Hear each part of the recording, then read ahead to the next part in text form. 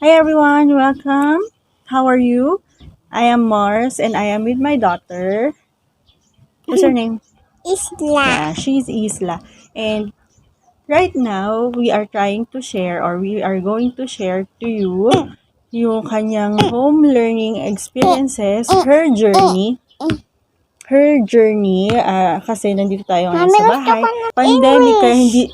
kaya hindi siya pwedeng pumasok sa school. So she can't go to school because of some restrictions. That's why, bilang mommy, we will help her, or I will help her in my own ways, in my own little ways, kung paano siya matututo. She's 4. That's why I be the teacher of Isla, di ba, right? What do you call me? Mommy. Mommy? Teacher. Mommy teacher. Actually, I don't have any experiences sa pagtuturo. It's just basically research lang kasi marami namang available online. Every day we will be preparing different activities for Isla. Yeah, di ba? And meron tayong na-download na parang curriculum for her and yun yung magiging basis ko din. Although may mga binrake ako doon. So, weekly magkakaroon tayo ng Mami, gusto ko na mag-glue. compilation of videos para i-show namin sa inyo kung paano ni Isla ginawa yung mga activities natin. So, we have set up here a school, di ba? We are here sa terrace namin and we will be sharing this learning activities sa inyo dito sa ating lugar here. First things first, we will be showing you na our first activity. Mami, can I get now? And Isla is so very, very excited na at kinukulit na niya ako. So, I will be sharing sa inyo yung mga materials, kung paano natin gagawin. And we'll see if magkakaroon tayo ng growth. Of course, yun yung goal natin. So, basically, hindi naman natin kailangan maging sobrang strict. And I don't like na i-pressure siya kasi syempre bilang preschooler, gusto natin gusto natin siya na mag-enjoy lang siya. Kaya, unti-unti. So, kung may mga imperfections, okay lang yun. Kasi she's just 4 years old and learning sa preschool is just play and learn na meron tayong patutunguhan. Siyempre may goal nga kasi tayo. Okay? So, let's start! Right now, we are going to start na. And I have here my daily envelope. So, I call this as daily envelope. While she's waiting, I'll explain first to you kung ano yung mga nandito. Actually, every day, meron ako nakaprepare na ganito. That's why I have a guide para hindi na tayo mahirapang mag-prepare. O, di ba, para yung teacher gumagawa ng lesson plan and everything. Ganyan tayong mga mommies. Di ba, we are doing something for our babies na talagang i-effortan natin. Okay? First, may mga activities tayo. Siyempre, it's her first day, kaya we have to know her better. Tingnan natin. So, we have here our all about me na paper. Mami, gusto ko na. Here's the content. I made this one personally. So, okay, yan. So, it's all about me. So, Ipapot ka dito. we have here, this is me, my favorite color, I am. So, kung ilang taon pa. And then, my favorite food. Tapos, my family. So, I have also prepared pictures here. So, ito yung sa family. Mami. And ito siya. Okay, so ididikit natin. So, okay. For this, we will help Isla. Ito muna. This one muna, anak. This is me. So, you are going to put this one. This is your picture. So, we have here our glue. Mom. Yan.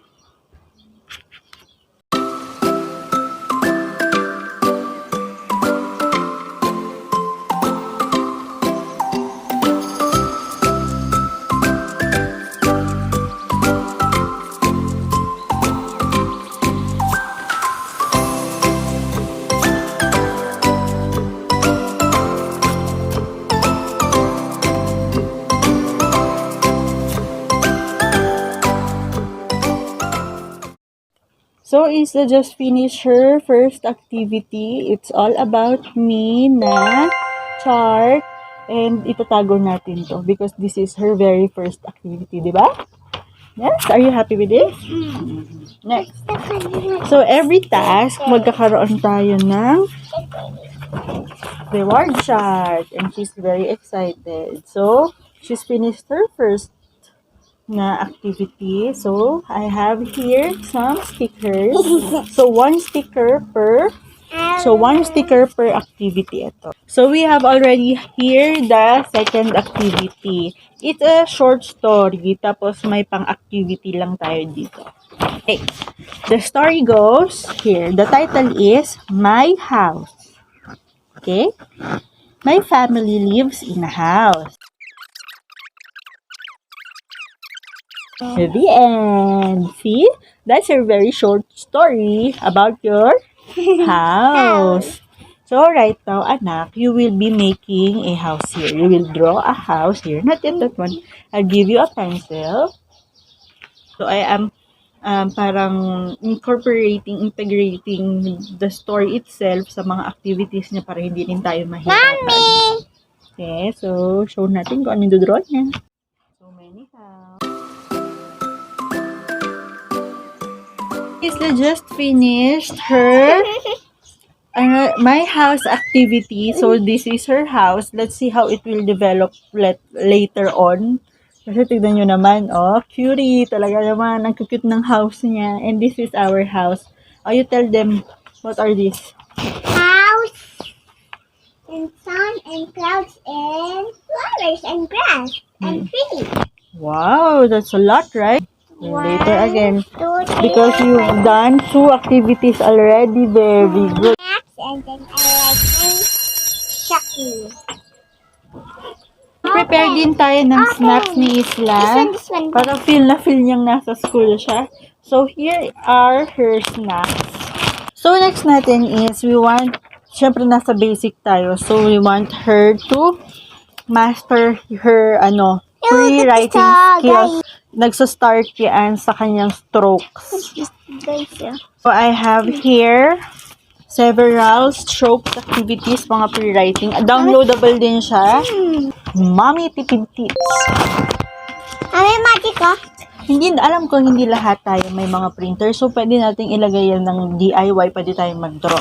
So, para makatipid tayo, although kahit na nagdodraw lang tayo ng sa pencil pen, meron akong dito, card holder. Or pwede rin naman kayo maggawa ng ganito ninyo.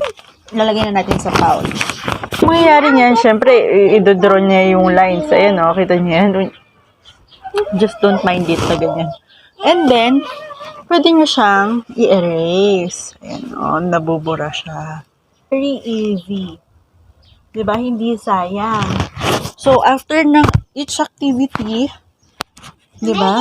Pwede mo siyang palitan. So, ito na naman yung next. Okay? Tapos, ilagay mo na naman. Then, so, habang gumagawa tayo ng chores, pwede nating iwan sa kanila to. Tapos, gawin nila. As much as babantayan natin kasi baka mamaya i-pull out nila yung diba? Sayang lang.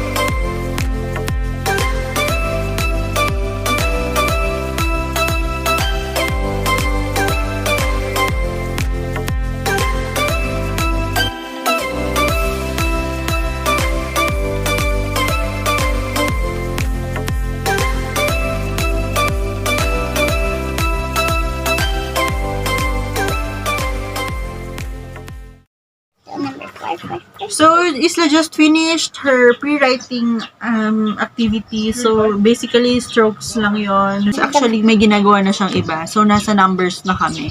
So, nagtitrace naman siya ng kanyang numbers and we'll show you.